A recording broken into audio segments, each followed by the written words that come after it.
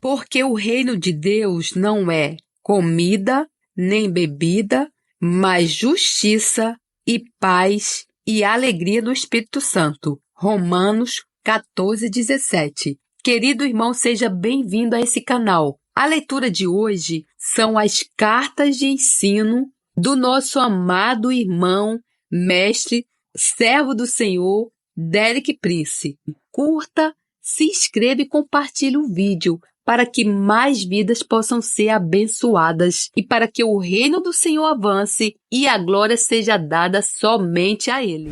Carta de ensino Impor a Vitória de Cristo, de Derek Prince, a cruz. A única base para a provisão total de Deus. Como base para o tema a abordar, quero focar na cruz, ou seja, no sacrifício final e todo suficiente de Jesus na cruz. A cruz é a única base para a provisão total de Deus para todas as nossas necessidades espirituais, físicas, materiais, temporais, eternas. Paulo disse: "O meu Deus suprirá todas as necessidades de vocês, de acordo com as suas gloriosas riquezas em Cristo Jesus." Filipenses 4:19. O que significa que depois de suprir todas as nossas necessidades, ele não fica menos rico do que era antes, mas a única base na qual pode vir a Deus para o suprimento da sua necessidade é a cruz. Se vier sob qualquer outra base, não terá nenhum direito,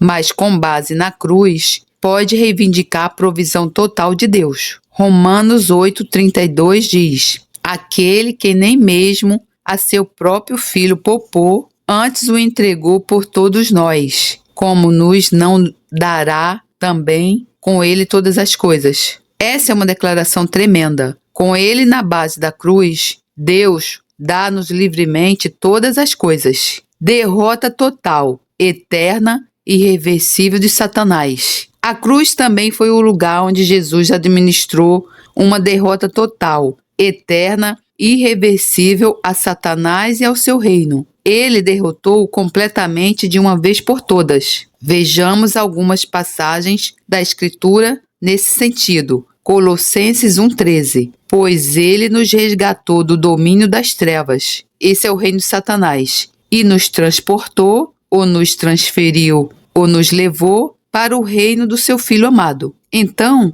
aqui estão os dois reinos. Imagina-os como duas nações, com um rio no meio. Para sair do reino das trevas e entrar no reino do Filho de Deus, precisa de uma ponte para atravessar o rio. Apenas há uma ponte. A ponte é a cruz. Mas essa ponte é tão forte que não importa se milhões de pessoas a atravessam, pois pode sustentá-las a todos. No entanto, e isto é muito importante, a ponte, a cruz, não é o seu destino. É o caminho para o seu destino, mas o seu destino é o reino de Deus. A cruz é o caminho para o seu destino, que é o reino de Deus. Somos chamados, diz a Escritura, muito claramente, a reinar como reis e sacerdotes, com Jesus Cristo já nesta era. Acho que será relativamente fácil reinar na próxima era, mas a questão é reinar agora. Apocalipse 1:5-6 diz: "Aquele que nos amou e em seu sangue nos lavou dos nossos pecados e nos fez reis e sacerdotes." A base da derrota de Satanás. Em Colossenses 2, encontramos a base da derrota de Satanás. "E quando vós estáveis, mortos nos pecados e na circuncisão da vossa carne, vos vivificou juntamente com ele, Jesus, perdoando-vos todas as ofensas, havendo riscado a cédula que era contra nós nas suas ordenanças, a qual de alguma maneira nos era contrária, e a tirou do meio de nós, cravando-a na cruz, e despojando os principados e potestades, os expôs publicamente e deles triunfou em si mesmo. Portanto, ninguém vos julgue pelo comer ou pelo beber, ou por causa dos dias de festa, ou da lua nova, ou dos sábados." Colossenses 2, 13 e 16. Agora não há condenação. A base para a vitória, o destino para onde Deus procura nos levar é: ninguém vos julgue, declarado em Romanos 8:1. Portanto, agora nenhuma condenação há Enquanto estiver a viver sob condenação, não é uma ameaça para Satanás, e é por isso que ele quer mantê-lo aí. As únicas pessoas que conseguem lidar com Satanás com sucesso são aquelas que, através da cruz, escaparam da condenação. Todos os pecados do passado perdoados. Nessa passagem em Colossenses, Paulo apresenta as duas maneiras pelas quais Deus fez provisão para que sejamos libertados da condenação. Antes de tudo, todos os nossos atos pecaminosos passados podem ser perdoados, porque Jesus pagou a penalidade por todos eles. Isso assim trata do passado, o que é maravilhoso, porque não há outra religião no mundo que consiga lidar com o passado. Pode verificá-las todas. Não há uma única religião que consiga tratar o seu passado. O Evangelho é a única mensagem que pode tratar disso. O fim da lei de Moisés como meio de alcançar a justiça. Em segundo lugar, com a morte de Jesus na cruz, Deus terminou com os requisitos da lei de Moisés como um meio de alcançar a justiça com Deus. Ele removeu as ordenanças escritas que estavam contra nós, porque sempre que quiséssemos chegar a Deus, Satanás, o nosso acusador, estaria lá e ele apontaria para o mandamento número tal e tal, e o estatuto número tal e tal, a ordenança número tal e diria: Deus, eles não têm direito de vir ter contigo, porque quebraram estes, e porque nenhum de nós é capaz de observar perfeitamente a lei. Essa era uma barreira que nunca conseguiríamos superar, mas através da morte de Jesus, Deus removeu essa barreira e está escrito que a pregou na cruz. Então, quando vem a cruz, é aí que os requisitos da lei terminam. Eles não se estendem para além da cruz. A nossa natureza carnal foi crucificada. Quando Jesus morreu na cruz, o nosso homem velho, a nossa natureza carnal e rebelde, foi crucificado com ele. Romanos 6,6. Agora, isso é uma verdade, é um fato histórico. Mas a menos que eu saiba e acredite, não lhe servirá de nada, não lhe fará nenhum bem. Então, Paulo diz em Romanos 6, sabendo isto, e no versículo 11, assim também vos considerai-vos. Portanto, consideramos que a nossa condição se baseia na morte do homem velho, na sua execução em Cristo na cruz. A boa notícia é esta, que a execução ocorreu 20 séculos atrás em Jesus. E quando uma pessoa paga por um crime, nunca mais poderá ser julgada pelo mesmo crime. Uma vez que a lei o matou, ela não terá mais reivindicações sobre si. A morte é a única saída das reivindicações da lei, mas saímos delas não por meio da nossa própria morte, mas por identificarmos-nos com a morte de Jesus na cruz. Portanto, não somos obrigados a observar a lei, total ou parcialmente, como meio de alcançar a justiça com Deus. Esta é, talvez, de certa forma, a declaração mais crucial do Evangelho e é afirmada repetidamente no Novo Testamento. Só na Epístola aos Romanos, ela é declarada pelo menos 12 vezes. O mais surpreendente é que a maioria dos cristãos, e em particular aqueles que se chamam evangélicos e pentecostais, realmente nunca absorveram essa verdade. O que aconteceu de um modo geral é que dizemos que não estamos sob a lei de Moisés, e depois fazemos as nossas próprias leis tolas e colocamos-nos debaixo delas. Não podemos alcançar a justiça guardando as leis. Não estou a dizer que deva viver sem leis, ou que deva ser desobediente. O que estou a dizer é que nunca alcançará a justiça com Deus mantendo qualquer conjunto de regras. Tentar fazer isso, talvez sem se aperceber, é insultar a Deus, porque está a dizer a ele que Jesus não precisava de ter morrido, que teria conseguido sem ele. É algo terrível de se dizer a Deus Pai e Deus Filho.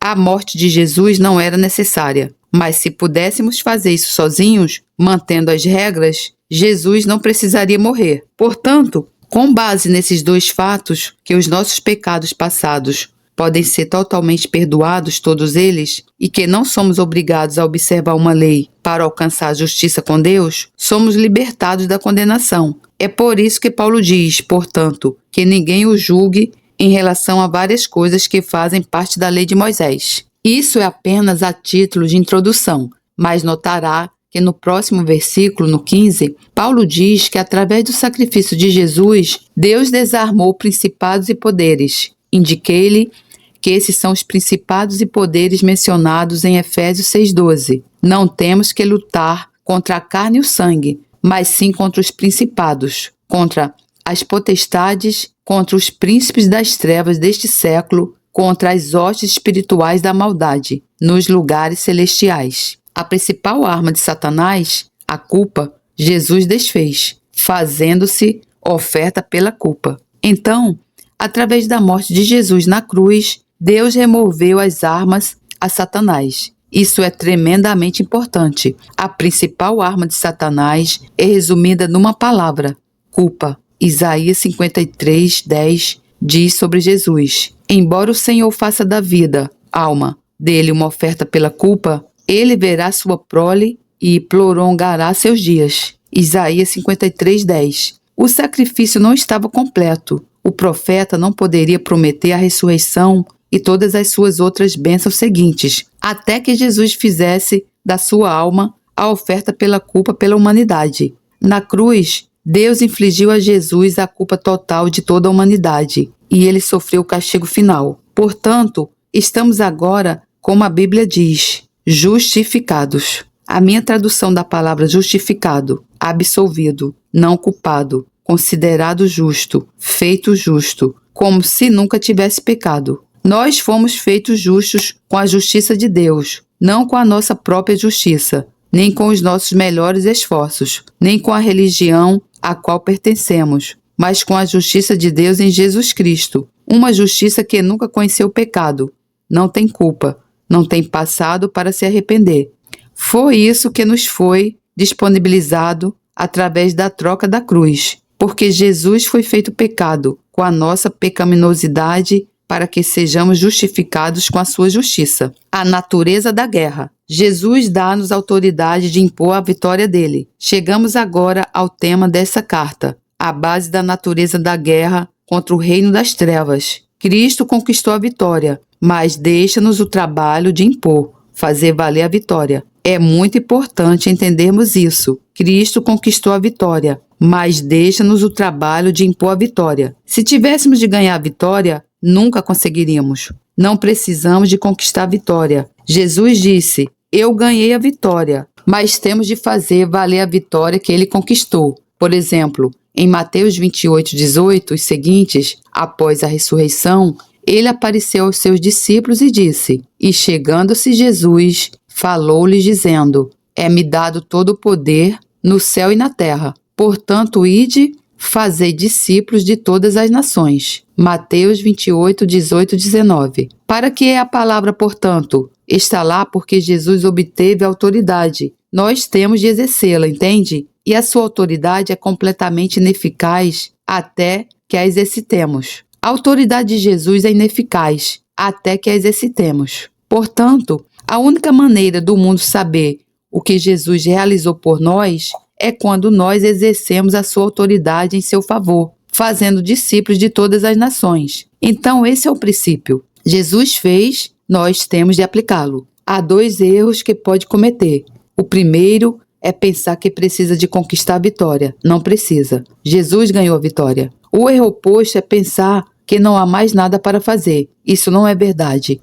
Tem de aplicar a vitória que Jesus conquistou. Destruir fortalezas. Agora, quero falar sobre algumas das armas. Vamos ver, em primeiro lugar, 2 Coríntios 10:3-5. Isto é dito sobre todos os cristãos. Não é sobre apóstolos ou pastores, mas todos os cristãos. Guerra não no reino físico, mas na mente. Porque andando na carne, não militamos segundo a carne. 2 Coríntios 10:3. Paulo diz que vivemos em corpos físicos e estamos envolvidos numa guerra. Mas a guerra não é no reino físico. Consegue entender isso? Então, em que domínio é? Espiritual. Versículos 4 e 5. Porque as armas da nossa milícia não são carnais. Se não são carnais, o que são? Espirituais. Mas sim poderosas em Deus. E só em Deus. Nunca devemos vir para o lugar onde não dependemos de Deus, porque nessa altura somos derrotados. Elas são poderosas. para a destruição das fortalezas. Quais fortalezas? As de Satanás, destruindo os conselhos e toda altivez que se levanta contra o conhecimento de Deus, e levando cativo todo o entendimento à obediência de Cristo. 2 Coríntios 10, 4, 5. Agora, onde diz conselhos, noutra versão diz raciocínios, e noutra diz especulações.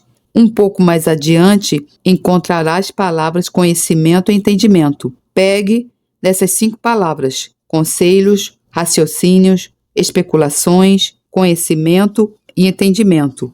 Todas elas pertencem ao mesmo reino, que é a mente. Aqui está um fato vital. O campo de batalha é a mente. É aí que a batalha é travada. O campo da batalha é a mente. Muitos que tentaram viver a vida cristã descobriram isso. Podem não ter visto isso como um fato teológico, mas a verdade é que a maioria das nossas batalhas está na nossa mente. Vamos refletir um pouco mais sobre essa guerra, lembrando-nos que estamos todos nisso. O nosso reino está em guerra com o reino de Satanás. Nós somos cidadãos neste reino, portanto, estamos em guerra, certo? Não precisa declarar guerra individualmente. Isso foi feito pelo seu governo. Fortalezas na mente, principalmente preconceito. Voltando ao final do versículo 4. As armas que Deus nos deu são poderosas para derrubar fortalezas. De quem? De Satanás. Em que reino? No reino da mente. Quais são as fortalezas que Satanás constrói na mente das pessoas? Poderia pensar em muitas respostas diferentes, mas se pudesse escolher uma palavra genérica, seria a palavra preconceito. Preconceito significa formar uma opinião antes de conhecer os fatos. A afirmação típica da pessoa preconceituosa é: não me confunda com os fatos, a minha mente está decidida. Acho que o preconceito, de muitas formas diferentes, é uma das fortalezas mais poderosas de Satanás, porque ele constrói essas fortalezas na mente das pessoas para impedir que a verdade do Evangelho entre e faça o seu trabalho. E assim pode encontrar todo tipo de pessoas. Não quero ser ofensivo ou depreciativo para ninguém, mas olhemos para um grupo que a maioria de nós já encontrou: as testemunhas de Jeová. Se falar com as testemunhas de Jeová, pode citar o que quiser da Bíblia. Elas não conseguem ouvi-lo, porque a mente delas está totalmente pré-programada. Tem uma maneira específica de responder. O que é isso? É uma fortaleza. Impede a entrada da verdade da palavra de Deus. Se falar com muçulmanos, descobrirá que acreditam em muitas coisas sobre Jesus. Até admitem que ele era o Messias. Poderiam concordar que ele nasceu de uma virgem. Mas há duas coisas que não admitem. A maioria das pessoas não está ciente disso. Eles não admitem que ele morreu na cruz, porque Maomé ensinou que um anjo o retirou antes de morrer. E aquilo a que eles se opõem de forma veemente é que Jesus é o Filho de Deus, entende? Então, essas são as fortalezas na mente muçulmana. E são fortalezas muito, muito poderosas. Pode levar um muçulmano a avançar bastante e deixá-lo muito interessado em Jesus. Mas quando lhe pede que reconheça que Jesus é o Filho de Deus, um muro ergue-se. Tomemos outro grupo de pessoas próximas a nós, o povo judeu. Se não lidou com o povo judeu, pode não estar ciente, mas há uma fortaleza na mente dos judeus quando se trata de reconhecer Jesus como Messias. E se acreditar em Jesus, deixarei de ser judeu. Nem consegue imaginar que barreira tremenda é essa. Claro, é uma afirmação ridícula. Jesus foi o melhor judeu que já viveu. Todos os apóstolos eram judeus. O Novo Testamento foi escrito por judeus. Quero dizer, é simplesmente absurdo. Poderíamos dizer como gentios: se eu acreditar em Jesus, irei tornar-me judeu. Essa seria uma afirmação muito mais lógica. Por isso, não há lógica nessas fortalezas. São apenas preconceitos que Satanás construiu na mente das pessoas. E ele conhece as pessoas. Usa um preconceito diferente para pessoas diferentes, como outras pessoas que não estão longe de nós, que dizem: bem, fui batizado e confirmado, então sou cristão. Não é um preconceito tão forte, mas está aí. Talvez não concorde, mas já passei por essa experiência e sei. Libertar as mentes de Satanás e levá-las à obediência a Cristo. O que estou a mostrar-lhe é que recebemos uma tremenda tarefa de Deus quando nos tornamos parte do reino de Deus. Tomar posse das nossas armas espirituais e usá-las na guerra de Deus contra o reino de Satanás em prol da humanidade. E se olhar para esses versículos, a nossa missão é derrubar as fortalezas na mente das pessoas, que as impedem de receber o Evangelho e depois libertar as suas mentes do cativeiro de Satanás e levá-las ao cativeiro e à obediência a Jesus Cristo. Essa é uma tarefa tremenda. Peço-lhe que vá pensando sobre isso no seu próprio tempo. É tremendo, mas essa é a nossa missão. Teria de dizer, de certo modo, o universo está à espera de nós. Fazemos o trabalho. O universo está à espera de nós fazermos o trabalho. Paulo disse em Romanos, porque sabemos que toda a criação geme e está juntamente com dores de parto, até agora. Romanos 8:22. É embaraçoso pensar que a criação teve de esperar 20 séculos para que a igreja fizesse o seu trabalho. As armas da guerra. Uma luta livre com pessoas sem corpos. Agora vamos considerar algumas das armas. Para tal começarmos em Efésios 6:12. Vamos usar a versão Prince. A nossa luta livre, Efésios 6:12, espírito, alma e corpo contra as forças espirituais do mal. Deixe-me salientar que é uma luta livre. De todas as formas de conflito entre duas pessoas, a luta livre é a mais intensa. É mais intenso que o boxe. Não é por acaso que Paulo usou a metáfora de uma luta, de luta livre. Todo o seu ser está em conflito.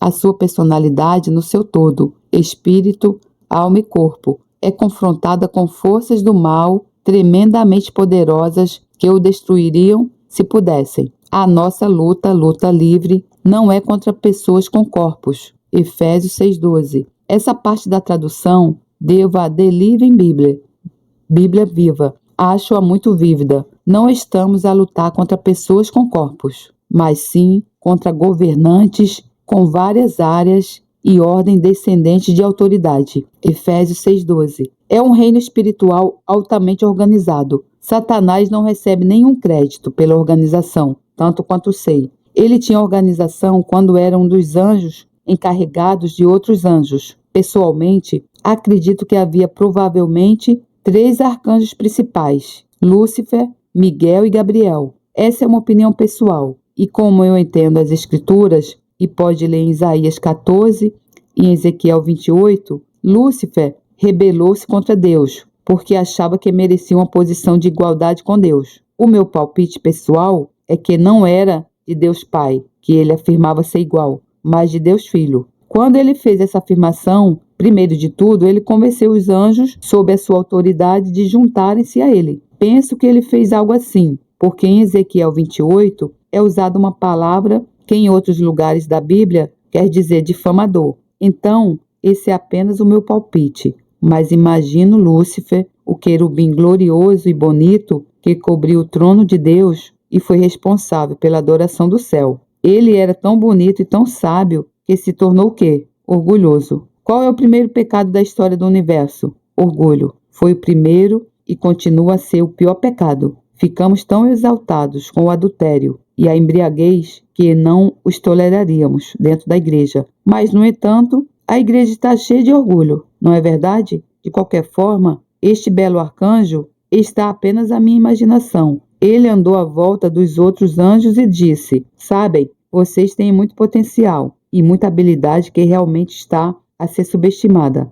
Deus não se apercebe de tudo o que podem ser, mas se estiverem sob a minha liderança, garanto-vos que serão verdadeiramente reconhecidos. Então, aparentemente, ele persuadiu os anjos, sob a sua autoridade, a juntarem-se a ele em rebelião contra Deus. Diz no livro de Apocalipse que uma terceira parte das estrelas do céu foi varrida pela sua cauda, o que muitos comentadores acreditam serem anjos. Ele foi lançado para fora do céu, do terceiro céu, o céu da presença e ser de Deus, que encontrará descrito em 2 Coríntios 12. Estabeleceu um reino espiritual rival, algures nos lugares celestiais. Tenha em mente que os céus é plural, como fica claro desde o primeiro versículo da Bíblia. No princípio, Deus criou os céus, plural, e a terra, singular. Esse primeiro versículo da Bíblia é uma obra-prima da revelação porque a palavra para Deus em hebraico é uma forma plural,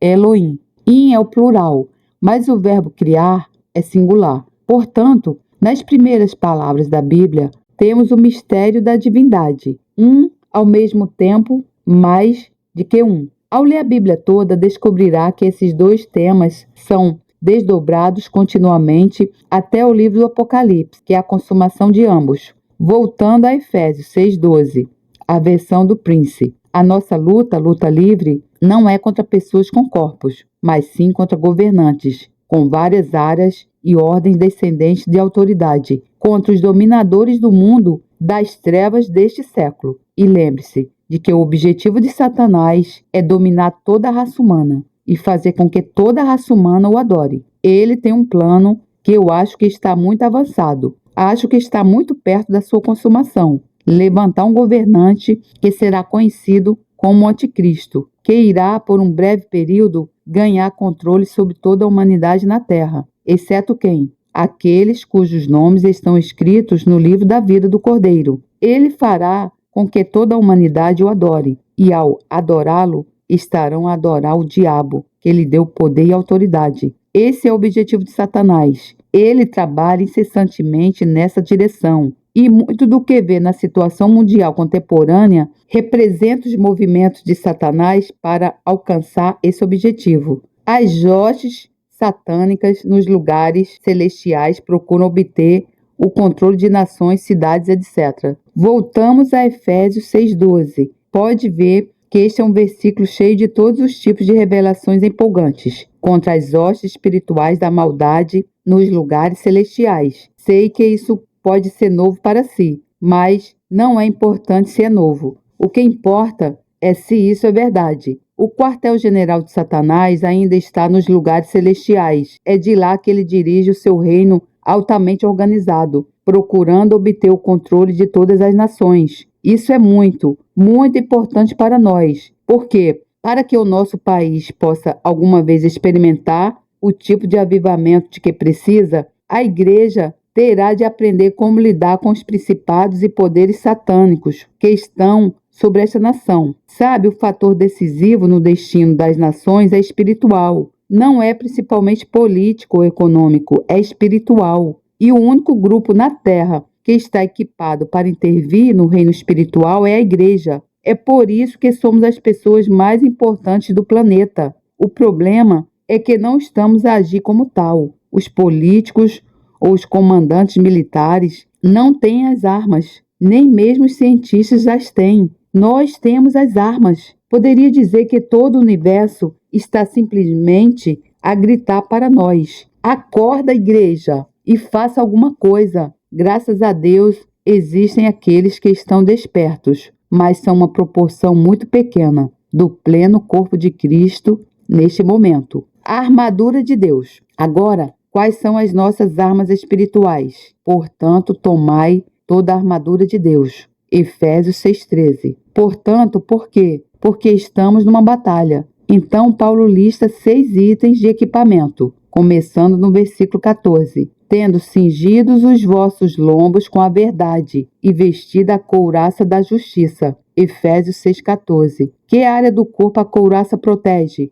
O coração. A couraça da justiça. 1 Tessalonicenses 5,8 diz: a justiça da fé e do amor. Não é a justiça do legalismo, é a justiça de uma fé que produz amor no coração e calçados os pés na preparação do evangelho da paz. Efésios 6,15. O escudo da fé. Efésios 6,16. O capacete da salvação. Efésios 6,17. Que área da pessoa o capacete protege? A mente. Eu vivi isso quando fui liberto do espírito de depressão. Deus disse-me, naquela altura, que tinha de aprender a proteger a minha mente. Quando lhe perguntei como, a resposta veio da palavra de Deus, o capacete da salvação. Então disse a mim mesmo: eu sei que estou salvo. Isso significa que tenho o capacete da salvação? Vi que Paulo falava com pessoas que foram salvas e batizadas no Espírito, e que ele lhes disse para usarem o capacete da salvação. Portanto, não o temos automaticamente porque somos salvos. Então, descobri uma referência cruzada que é muito útil em 1 Tessalonicenses 5,8, tendo por capacete a esperança da salvação. Descobri assim a natureza do capacete: esperança. Veja, a esperança protege a sua mente contra a depressão ou desânimo, assim como a fé protege o seu coração. A esperança protege a sua mente. A fé bíblica está na esfera do coração. Com o coração o homem crê, mas a esperança está no reino da mente. O escritor de Hebreus diz: a fé é o firme fundamento das coisas que se esperam. Hebreus 11:1. Portanto, com base na fé no coração, podemos ter esperança na mente, e a esperança protege a nossa mente. Ouça, espero não ofender, mas não há nada que seja mais necessário para os crentes britânicos do que o capacete da esperança, porque, basicamente, acho que somos uma nação de pessimistas profissionais. As pessoas das outras nações reconhecem isso. Batalhei 3 anos contra o pessimismo. Quando estava a lutar contra isto, vi que era um rio escuro que corria por esta nação e que afetava de muitas maneiras as atitudes, as reações e as realizações do povo britânico. Só quero recomendar este capacete para si. Não vá para a cama à noite sem o capacete. Ao acordar de manhã, verifique se está com o capacete. Seja um otimista. Poderá querer perguntar: qual é a base bíblica para ser um otimista? Romanos 8:28. E sabemos que todas as coisas contribuem juntamente para o bem daqueles que amam a Deus, daqueles que são chamados segundo o seu propósito. Se ama a Deus e está a caminhar no seu propósito para si, essas são as condições. Então, tudo o que acontece na sua vida é para o seu bem. Portanto, não há nenhuma razão lógica para ser pessimista, certo? Pode aceitar isso como verdade, mas vai exigir-lhe disciplina mental para transferir isso para o seu padrão de vida diária. Esposa, veja como está o seu marido de uma maneira gentil e discreta. Não o deixe sair pela manhã para trabalhar sem capacete. Digo esposa porque a mulher é muito mais perspicaz nessa área do que o homem. Há mais um item no equipamento, que é a espada do Espírito, que é a palavra de Deus. Efésios 6,17. Já deve ter ouvido falar da distinção entre logos e rema. Logos sendo o conselho eterno de Deus, rema sendo a palavra de Deus falada. O que diz aqui é que a espada do Espírito é a rema de Deus. Por outras palavras, não é a Bíblia na sua mesa de cabeceira. É a palavra de Deus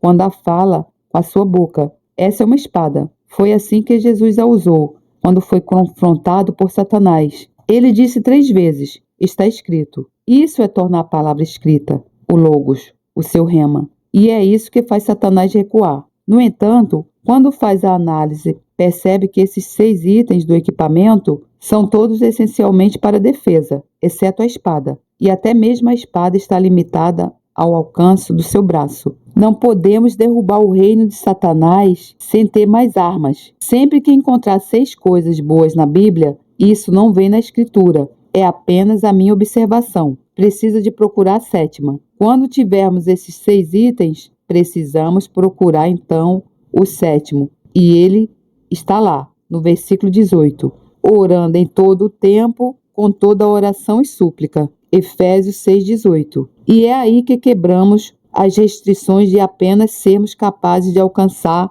tanto quanto a nossa mão e braço alcançam. A oração é ilimitada. É o nosso míssil balístico intercontinental. Podemos lançá-lo de qualquer lugar e chegar a qualquer lugar. E essa, em certo sentido, é a nossa principal arma para derrubar as fortalezas de Satanás. As 3 armas principais. Agora vou apenas sugerir brevemente as 3 armas principais que farão o trabalho. Acho que as 3 armas principais que temos são a palavra de Deus, o nome de Jesus e o sangue de Jesus. Como lançar a arma? Então, quando tem uma arma realmente poderosa, mesmo nos velhos tempos, mas agora, precisa de algo para lançá-la. Por exemplo, se tem um míssil, precisa de algo para lançá-lo. Se tem uma bomba, precisa de algo para soltá-la. Se tem uma bala, precisa ter algo para disparar. E mesmo nos velhos tempos,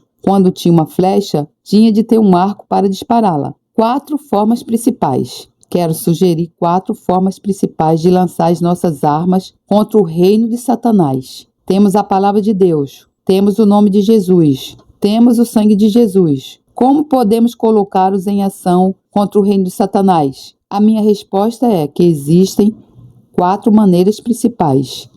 De forma alguma, essas são as únicas maneiras. Digo, oração, louvor, pregação e testemunho. Oração, louvor, pregação e testemunho só são eficazes na medida em que estiverem carregados com a palavra de Deus, o nome de Jesus e o sangue de Jesus. Oração, louvor, pregação e testemunho só são eficazes na medida em que estiverem carregados com a palavra de Deus, o nome de Jesus e o sangue de Jesus. Quero apenas apontar uma declaração gloriosa sobre o poder do louvor. Ela está no Salmo 8:2. Veja, quando ficamos horas a louvar a Deus, não estamos a passar por nenhum ritual sem sentido. Estamos a administrar a vitória de Cristo nas regiões celestiais, mas funciona melhor quando sabemos o que estamos a fazer. Pode pensar que estamos a passar muito tempo em louvar a Deus nas reuniões, mas digo que antes de realmente conseguirmos combater o reino de Satanás, teremos de louvar muito mais. Tem sido só aquecimento o que temos feito até agora. Salmos 8:2 diz: Tu,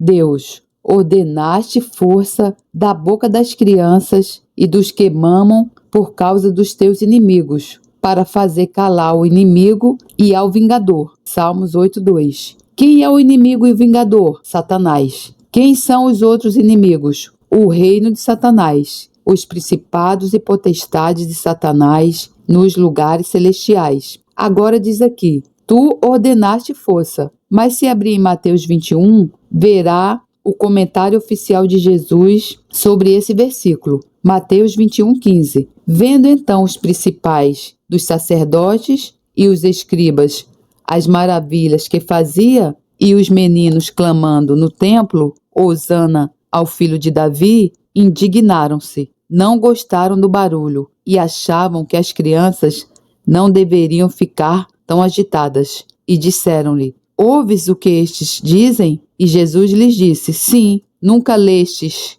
Mateus 21:15-16. E aliás, Jesus era um verdadeiro judeu, porque se lida com judeus, sabe que se lhes fizer uma pergunta, quase invariavelmente respondem com uma pergunta. E se ler as palavras de Jesus, eu diria que 8 vezes em 10, ele responde uma pergunta com outra pergunta. Aqui ele diz, nunca lestes, pela boca dos meninos e das criancinhas de peito. E ele está a citar o Salmo 8:2. Tiraste o perfeito louvor? Mateus 21:16. O salmista disse, tu ordenaste força. Jesus, pelo Espírito Santo, disse, tiraste o perfeito louvor. O que isso nos diz? A força ordenada do povo de Deus é o louvor perfeito. Voltando aos Salmos 8:2. O que faz o louvor perfeito? Silencia o inimigo e o vingador. Quem? Satanás. Por que é importante silenciar Satanás? O que ele está a fazer? Ele está a acusar-nos. Há alguns anos eu estava a pregar na Suíça, em Luzon. Tive um intérprete de francês. Então, ouvi o francês enquanto falava inglês. E o francês, para o Salmo 8:2, diz o seguinte, tu impuseste silêncio ao inimigo e ao vingador. Que revelação maravilhosa a de que podemos impor silêncio a Satanás. Como? Pelo louvor perfeito. Estamos a chegar ao clímax desta guerra. Ainda não aconteceu,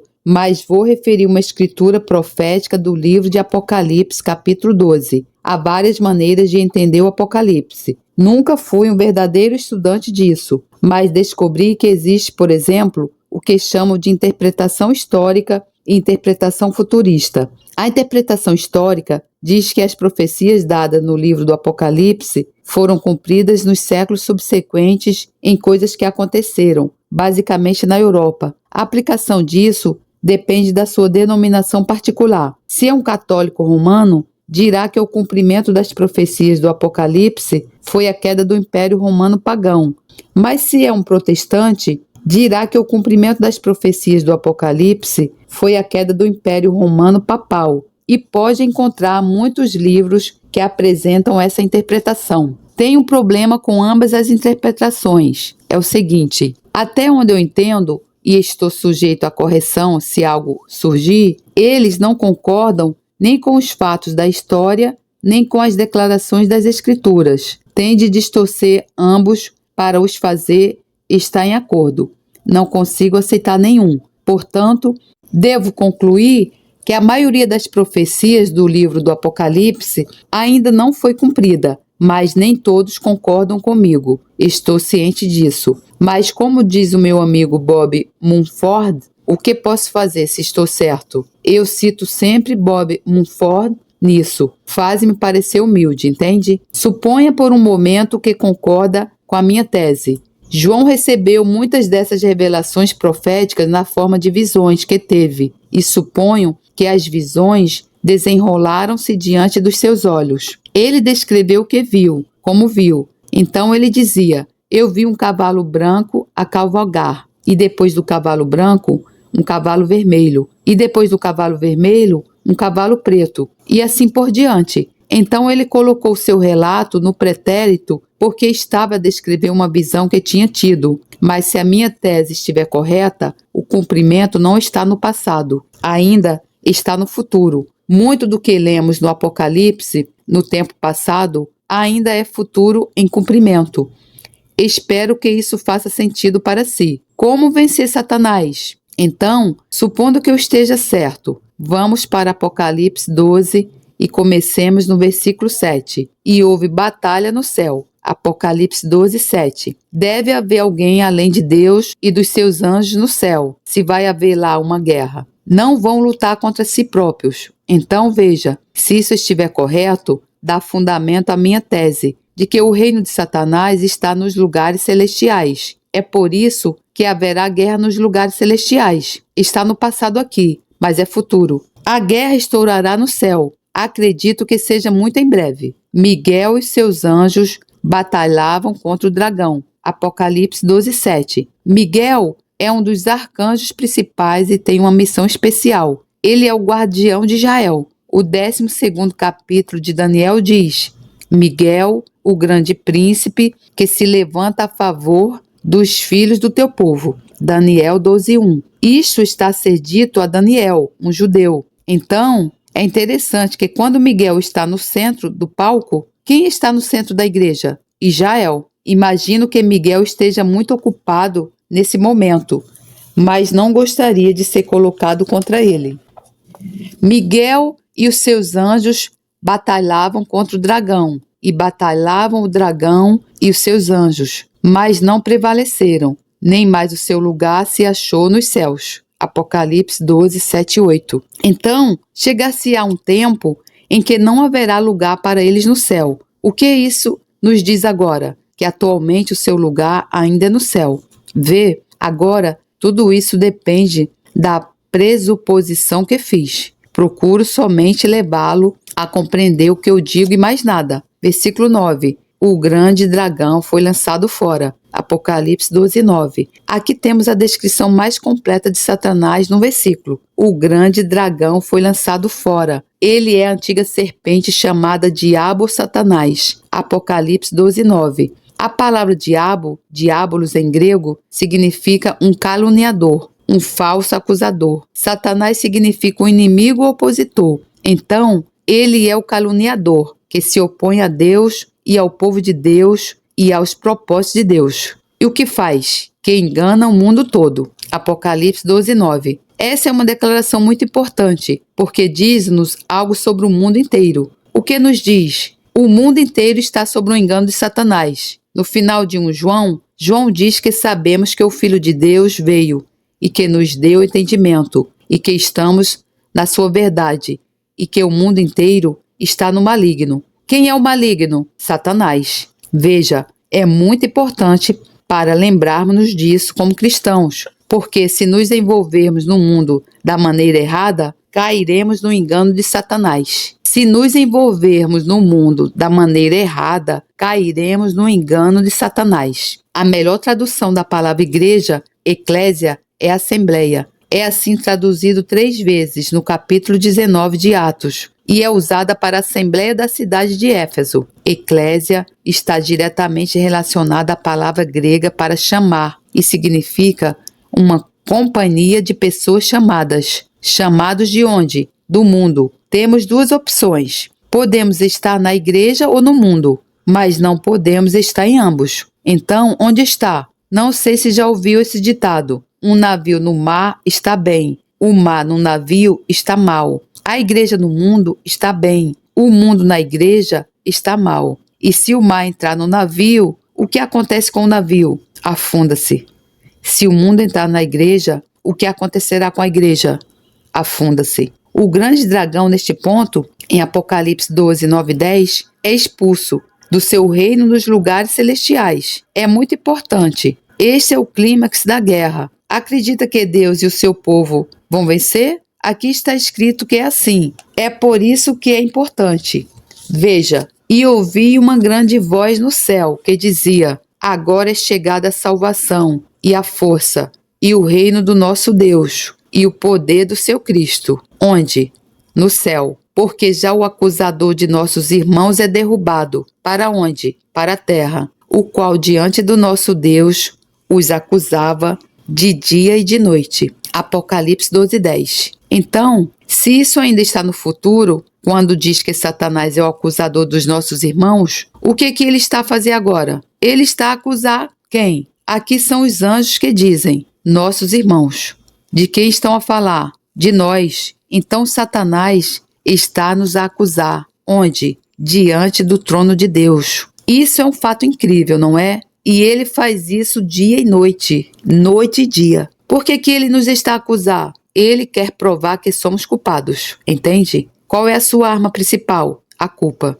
E não vamos conseguir derrotá-lo até que saibamos como lidar com a arma da culpa. O versículo seguinte revela como lidar com isso. Estou a compartilhar consigo o que considero ser o segredo mais poderoso das Escrituras, que Deus já me revelou. Pessoalmente considero isso extremamente valioso. E eles o venceram. Apocalipse 12, 11. Quem são eles? Eles somos nós. A quem é que venceram? Satanás. Repare que é algo direto. Eles o venceram. Conflito direto entre a igreja e Satanás. E eles o venceram. E aqui estão as armas espirituais, pelo sangue do Cordeiro e pela palavra do seu testemunho. E não amaram as suas vidas até a morte. Apocalipse 12, 11.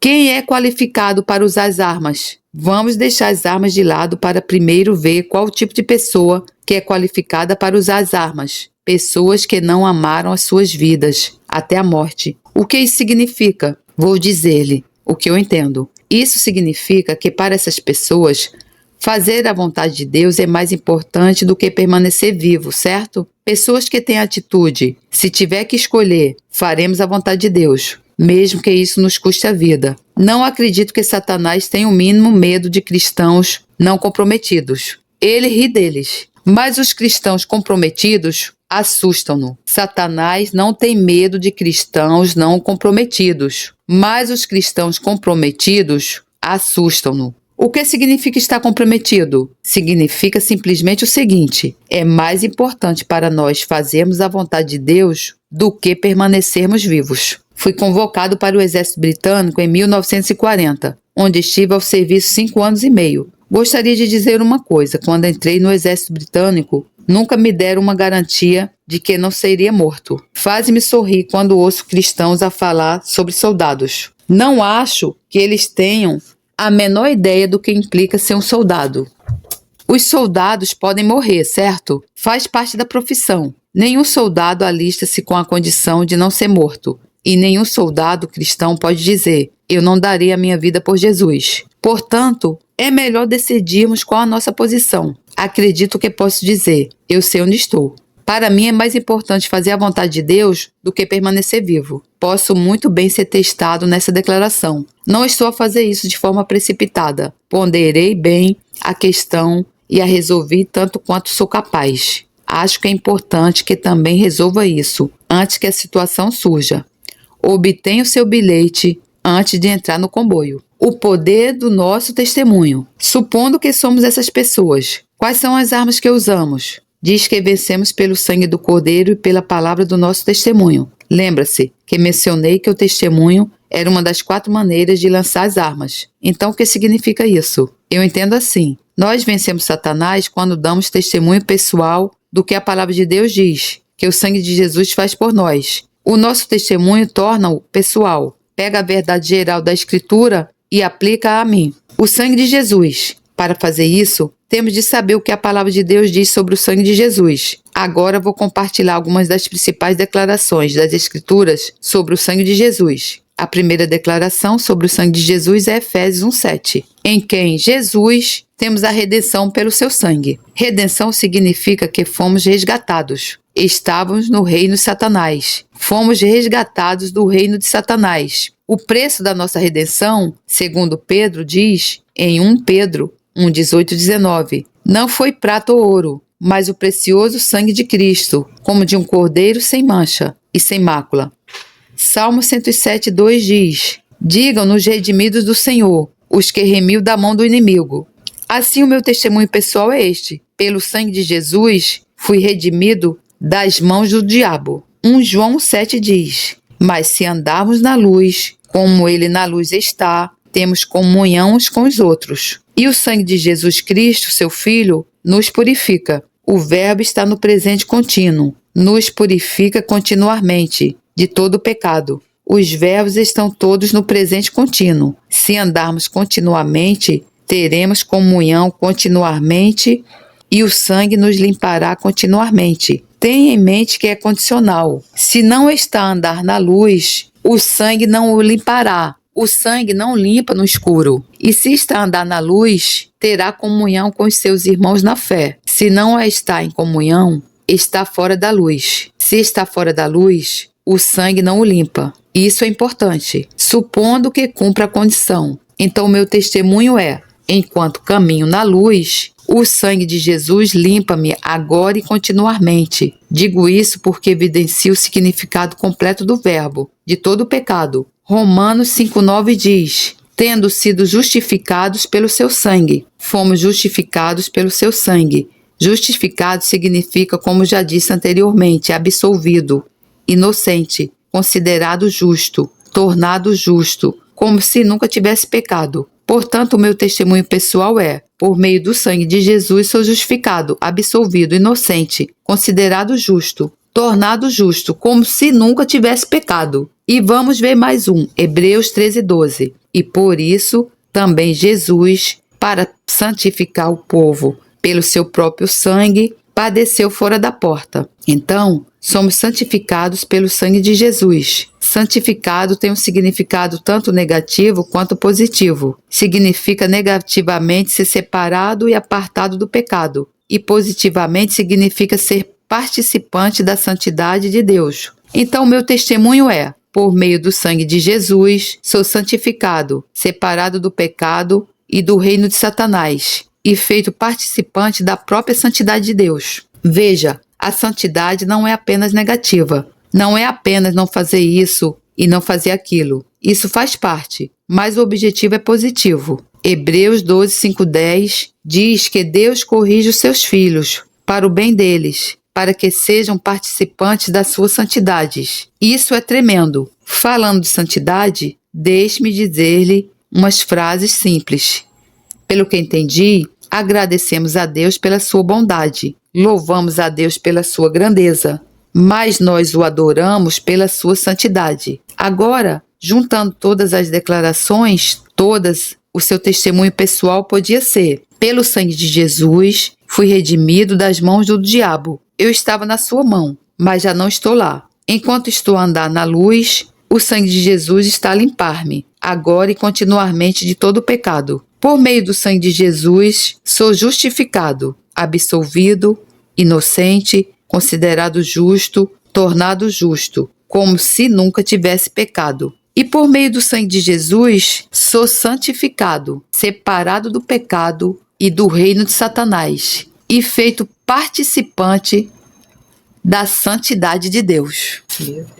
Pense por um momento. Através do sangue de Jesus está separado. Satanás e o seu reino estão num reino diferente de si. Está a viver num reino diferente. Só ao terminar, veja o fato glorioso é que faremos parte da força que derrubará o reino de Satanás dos céus. Isso é emocionante. Meu Deus! O céu é a nossa Canaã, terra prometida. Mas Canaã estava cheia de gigantes e de cidades muradas, fortificadas. Portanto, para possuir a sua herança, Israel teve de lidar com os gigantes e as suas cidades fortificadas. Para possuirmos a nossa herança celestial,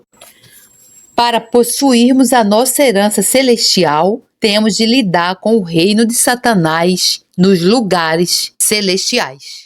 Glória a Deus, louvado seja o Senhor, que a graça do Senhor Jesus Cristo, o amor de Deus e a comunhão do Santo Espírito estejam com vocês. Amém. Deus lhe abençoe.